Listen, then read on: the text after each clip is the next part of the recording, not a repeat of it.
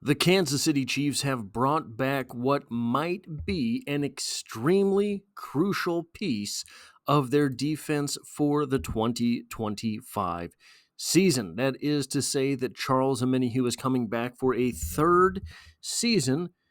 Maybe they will get his ninth game or whatever it is as a Kansas City Chief. From Adam Schefter on Twitter/X source, defensive end Charles Omenihu was returning to the Chiefs on a one-year deal worth a maximum of $7 million. It will be interesting to see what the minimum is for this deal. This would, in effect, I believe, be the final piece that the Kansas City Chiefs can add before the draft. The draft is going to cost the Kansas City Chiefs a few $1,000,000 for the pieces that they will be selecting. Remember, only a 31st overall pick in the first round, which is not the biggest contract in the first round, but then you have a second rounder and 2 third rounders. So the top half of the draft will cost a little bit more than perhaps normal. Then you have a 4th rounder and some 7th round picks. In an article titled Chiefs Re-Sign Defensive End Charles Omenihu to a One-Year Deal, subtitled Kansas City is Bringing Back Another Versatile Defensive Lineman from Arrowhead Pride by John Dixon, we get the following. Schefter says the deal is worth up to $7 million. The 27-year-old Omenihu spent 2.5 seasons with the Houston Texans, who drafted him in the 5th round, 161st overall of the 2019 draft. He then spent a season and a half with the San Francisco 49ers before signing a 2-year contract with Kansas City that was worth up to $20 million.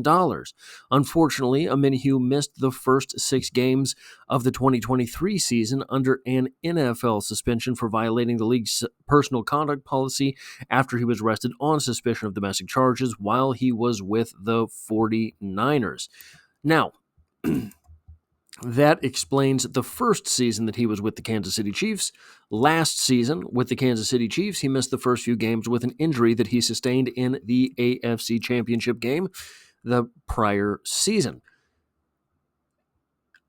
I can't explain the ceiling on Charles Omenihu, frankly, because we have seen it at moments, but not for seasons, not for games, not for stretches of games. We have seen it for flashes in the NFL. And just to remember who it is that we're looking at, from his combine and pro day, 6'5" and 3/8 inches, very close to 6'6", 280 pounds. Those are very, very large numbers for a defensive end.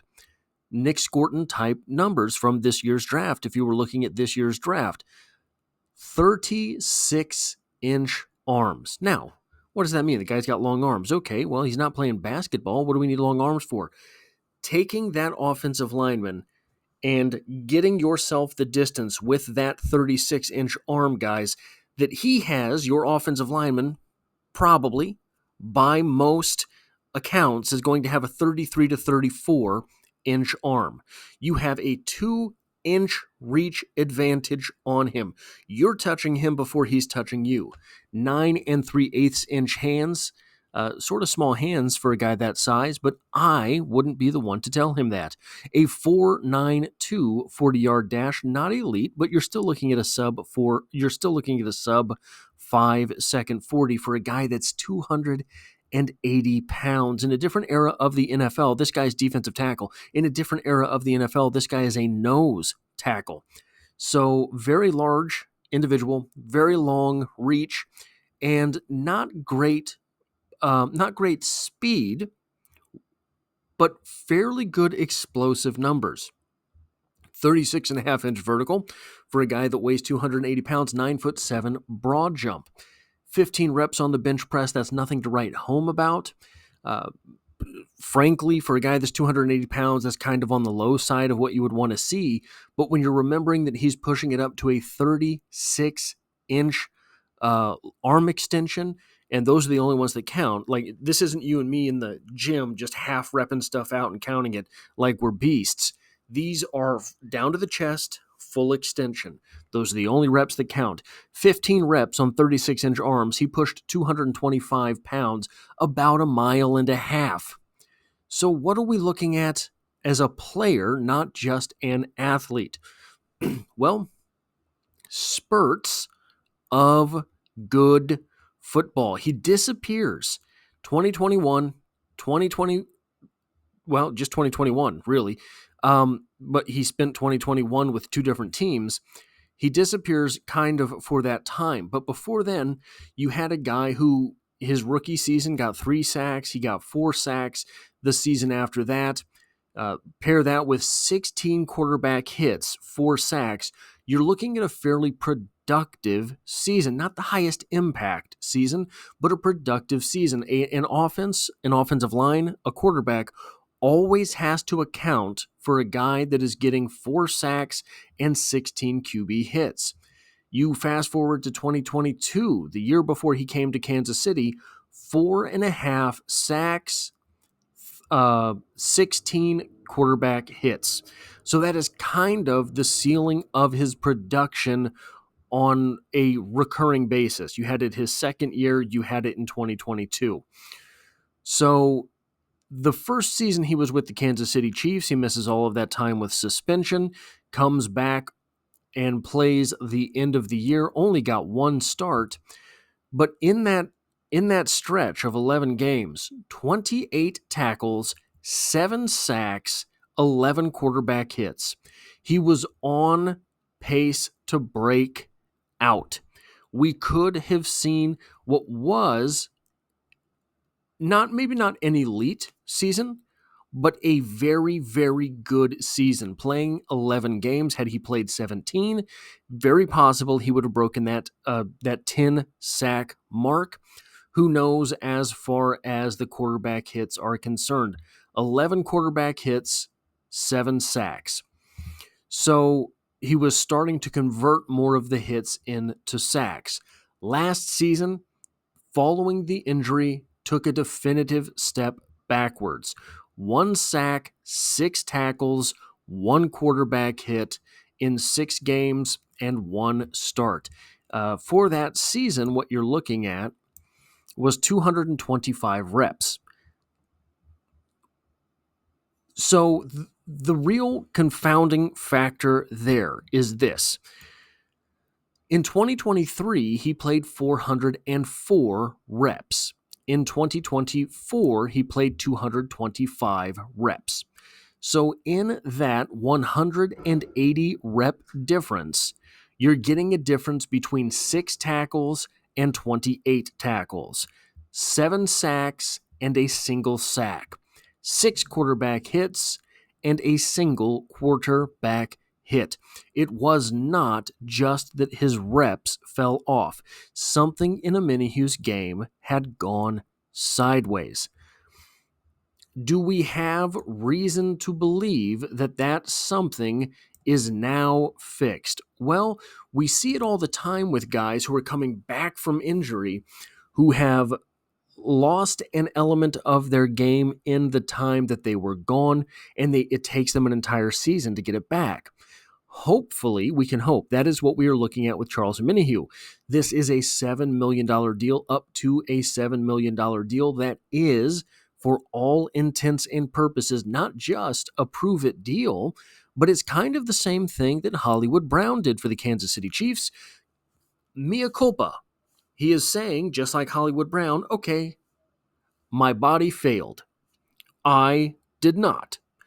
Give me an opportunity at a good deal to come back to your team for 1 season and prove that this is what I am. And if you follow Charles Omenihu on social media, suffice it to say he's a very motivated individual.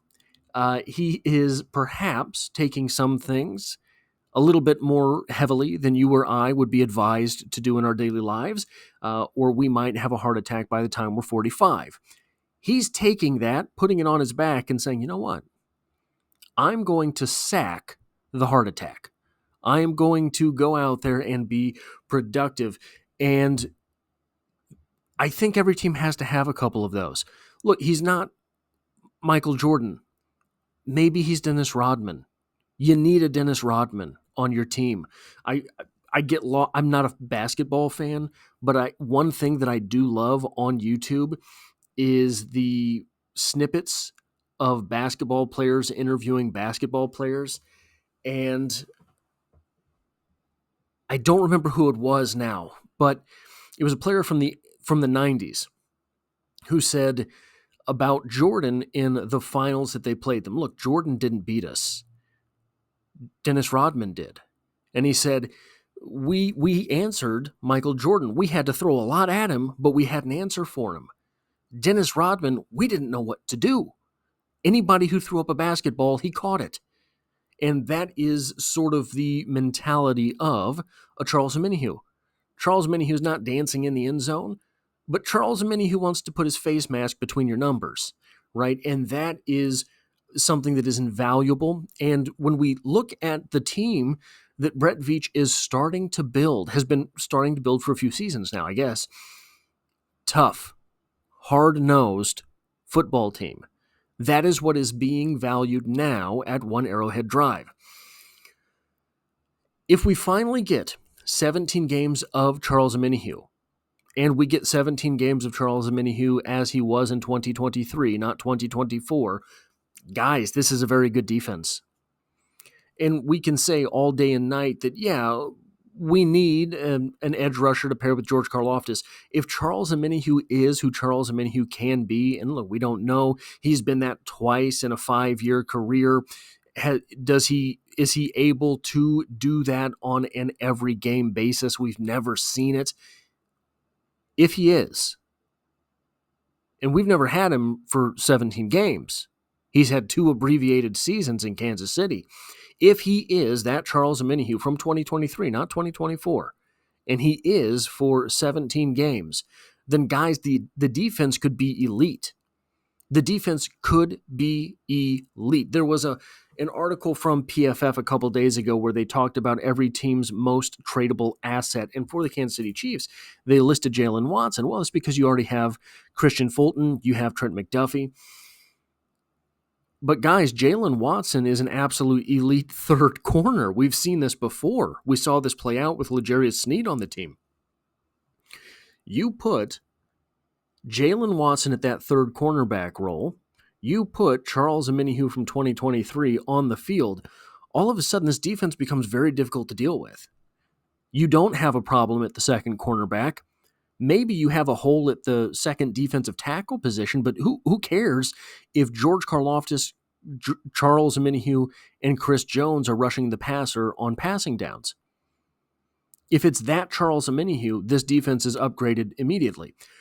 Brett Veach has a list, and he's signing it twice. The most glaring hole, like I just said, on this team is the defensive tackle. In my opinion, Jerry Tillery, see, I always want to call him Jared Tillery. Jerry Tillery is comparable to Derek Noddy. Noddy maybe a little bit better versus the run. Tillery probably a little bit better versus the pass. So that is to say that the most glaring hole on this team is comparable to last season. The most glaring hole on this team is comparable to last year when this team went to the Super Bowl. Now, the Super Bowl didn't go as any one of us wanted. They were there. If things went a little different early in the game, that was a snowball rolling downhill. It became a butt whooping, but it was a snowball rolling downhill.